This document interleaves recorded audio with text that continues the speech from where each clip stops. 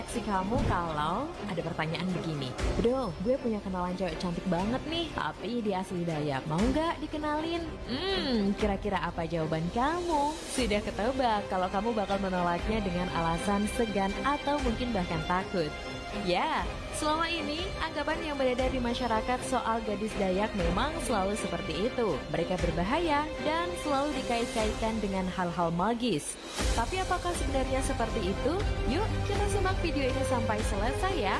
Alih-alih angker dan serem, gadis-gadis Dayak justru menunjukkan sifat dan sikap yang sebaliknya. Jujur saja nih, dari semua wanita di wilayah Indonesia, gadis Dayaklah yang bisa dikatakan paling welcome. Mungkin kamu belum benar-benar percaya dengan ini, tapi dijamin bakal membuktikannya dengan mata kepala sendiri kalau sudah pernah ke Kalimantan. Nah, buat para jomblo nih, kamu jelas harus mempertimbangkan gadis Dayak sebagai pasangan, tidak hanya pacar, tapi justru istri. Alasannya tidak lain lantaran gadis Dayak itu kalau kata anak muda sekarang, istri aplay banget. Simak fakta-fakta gadis Dayak berikut ini ya, yang tentu bakal bikin kamu gesem-sem. Gadis Dayak angker, piknik kamu kurang jauh tuh. Stigma paling lekat dengan gadis Dayak adalah katanya mereka begitu angker dan dingin. Jangankan bisa punya hubungan, kenalan saja sangat susah karena sifat defensif mereka yang kebangetan. Tapi apakah aslinya seperti itu? Tentu saja tidak. Gadis-gadis Dayak tidak seprimitif yang kalian kira. Mereka berpendidikan tinggi, bahkan mungkin saja mengungguli kita. Makanya, mereka selalu open-minded untuk setiap hal termasuk kepada pemuda-pemuda yang ingin mendekati. Tidak hanya itu, sifat naluriah orang Dayak sendiri dari dulu memang seperti itu. Jadi, mereka tidak angker, tapi justru sebaliknya. Lemah lembut dan tidak masalah perbedaan. Banyak yang bilang gadis-gadis Dayak itu kasar dan kalau bicara sering bernada keras.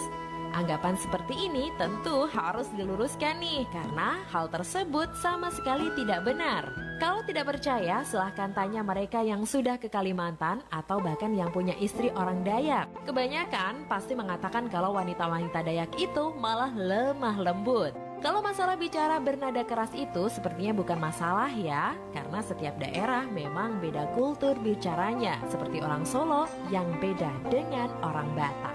Tidak hanya lemah lembut saja nih, gadis-gadis Dayak juga sama sekali tidak masalah dengan perbedaan. Intinya sih sebenarnya satu, kamu sopan dan baik kepada mereka. Terlepas dari semua perbedaan yang ada, termasuk status kita yang pendatang kalau ke sana. Nah, mereka tidak masalah dengan perbedaan. Punya suami orang luar Kalimantan pun juga tidak masalah bagi mereka. Asik ya. Fisik mereka mirip dengan gadis-gadis Tionghoa. Cantik memang tak melulu sikap, tapi juga rupa fisik. Nah, membicarakan perawakan gadis Dayak, kamu pasti suka karena mereka beda dari yang lain. Secara umum, gadis Dayak berkulit kuning langsat, matanya tajam, dan punya bentuk muka yang khas. Kilas, mereka identik dengan gadis-gadis Tionghoa. Kalau dilihat dari sewajarnya, ada yang mengatakan kalau leluhur orang Dayak ada yang berasal dari negeri Cina. Makanya, keturunan ke bawahnya pun mirip-mirip Chinese. Jadi, kamu yang ingin punya istri mirip Chinese tapi testenya Indonesia, jawabannya jelas adalah gadis Dayak.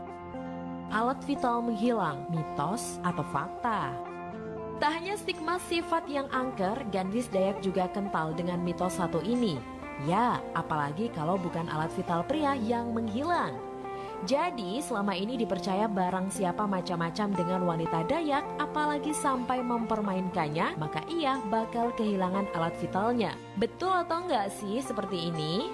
Memang ada sih cerita-cerita soal itu, tapi orang Dayaknya sendiri sepertinya juga menolak kisah ini, terlepas dari anggapan sihir mereka yang begitu kuat. Tapi inti dari cerita ngeri ini sebenarnya bukan begitu.